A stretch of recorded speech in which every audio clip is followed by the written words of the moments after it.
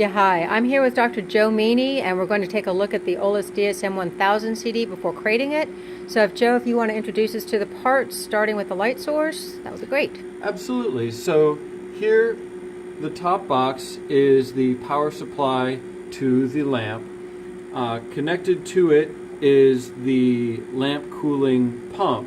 Now, these are connected together for safety so that the water pump has to be on in order for the lamp power supply itself is to be on. This is to protect the lifetime of the lamp itself. The wires, which is cables, in that box behind us then. The lamp itself is... The cables come out. We have tubing here that leads from the pump to the lamp itself.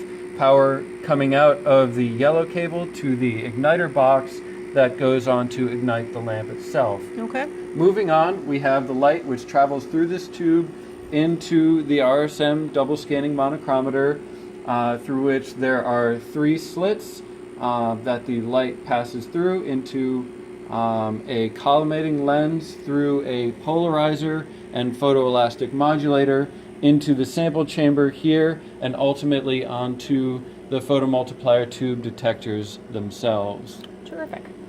So the sample is underneath this lid. Yes, the sample chamber here opens Quick lid. Up there we go. There's your sample compartment with the water jacketed or Peltier cell holder. This is a Peltier cell holder. Okay. And now you're just putting the sample in for us. That's right. There we go. Okay. Great. And now a quick look at the computer system. So the computer itself is sitting on a box, Joe.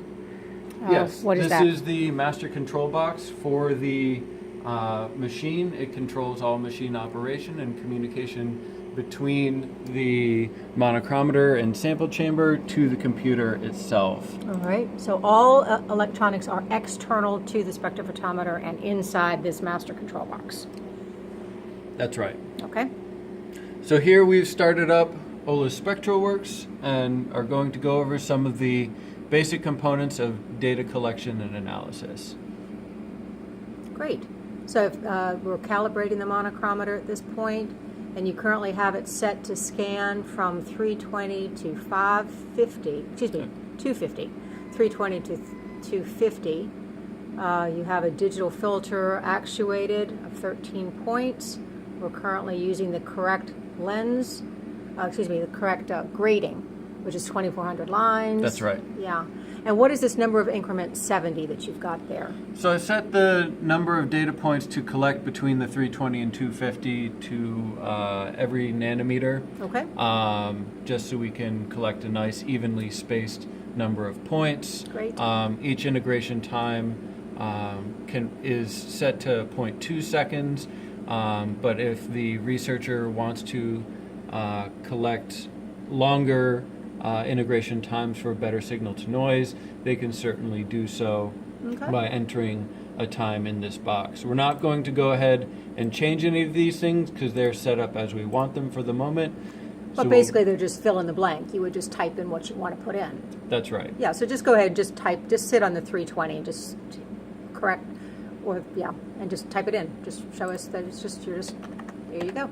All right, thank you.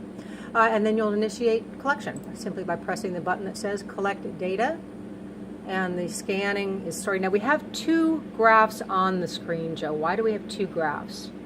So the left-hand graph is the one that the researcher is going to be most interested in when they're collecting the data. That graph is the actual circular dichroism data.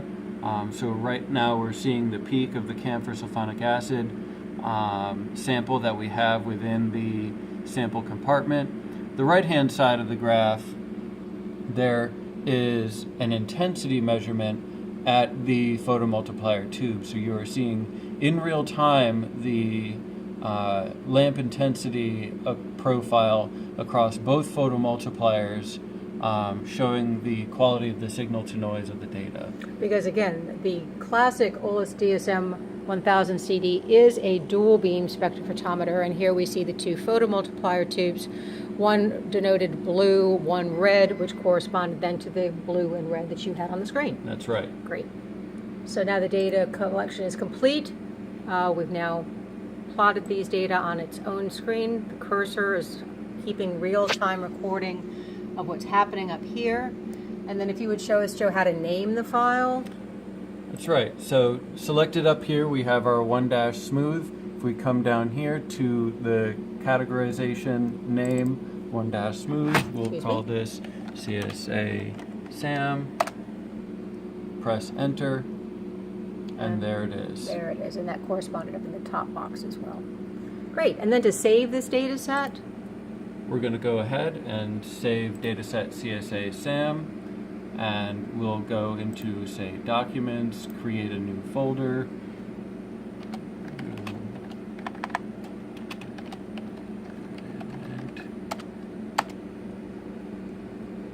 And saving the OLIS data file set, the .ols, which we've already CSA named, SAM. and it knows that. Great. Super.